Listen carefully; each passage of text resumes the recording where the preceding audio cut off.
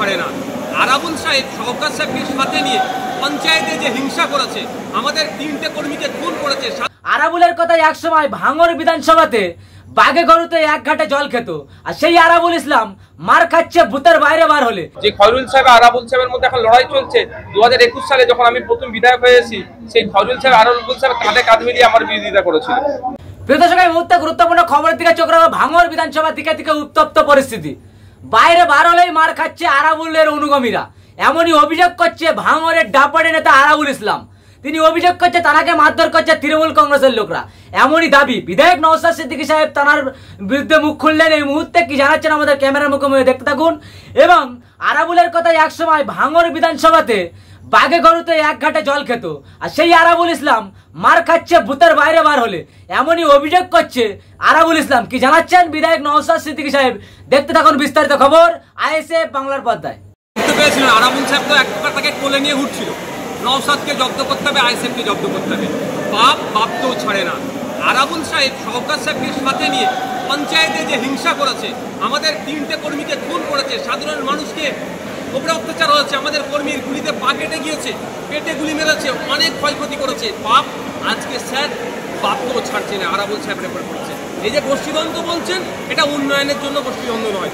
কে কতটা ওয়েটল্যান্ড আছে দখল করবে, এই কোম্পানি আসছে জমি 30,000 টাকা শতক নিয়ে কানে বন্দুক ধরবে, না সই করলে মেরে দেবো, ওটা আবার 30 লাখে বিক্রি করবে।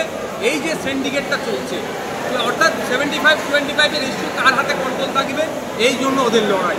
এই লড়াইয়ের সাথে ভাঙড়ের উন্নয়নের কোনো সম্পৃক্ত নয়।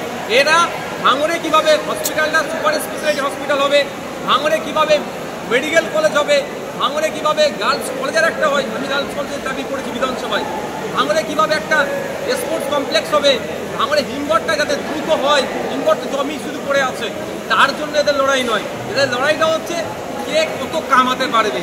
সুতরাং এই লড়াইয়ের সাথে ভাঙড়ের মানুষের কোনো সম্পর্ক নয়। এদের ধিক্কার নিন্দা জানাচ্ছে। ভাঙড়ের বিধায়ক হিসাবে আমি এতটুকুই চাইব, ভাঙড় শান্ত থাকুক, কোনো রকমভাবে হিংসা ভাঙড়ে না ছড়ায়।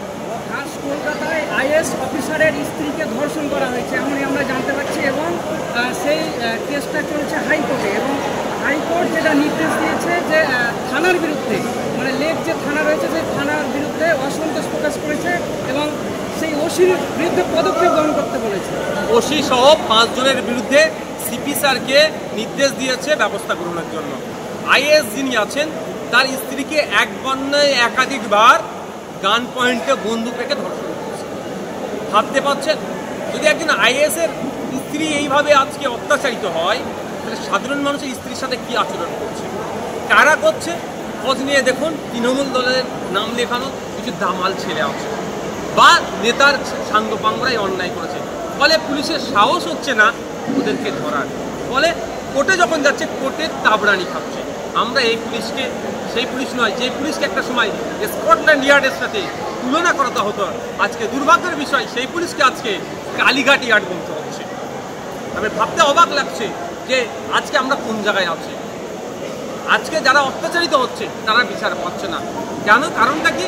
যারা অত্যাচার করছে হয় শাসক ঘনিষ্ঠ, আর না হলে অবৈধ লেনদেনের মাধ্যমে তারা অত্যাচারকে লঘু করার চেষ্টা করছে।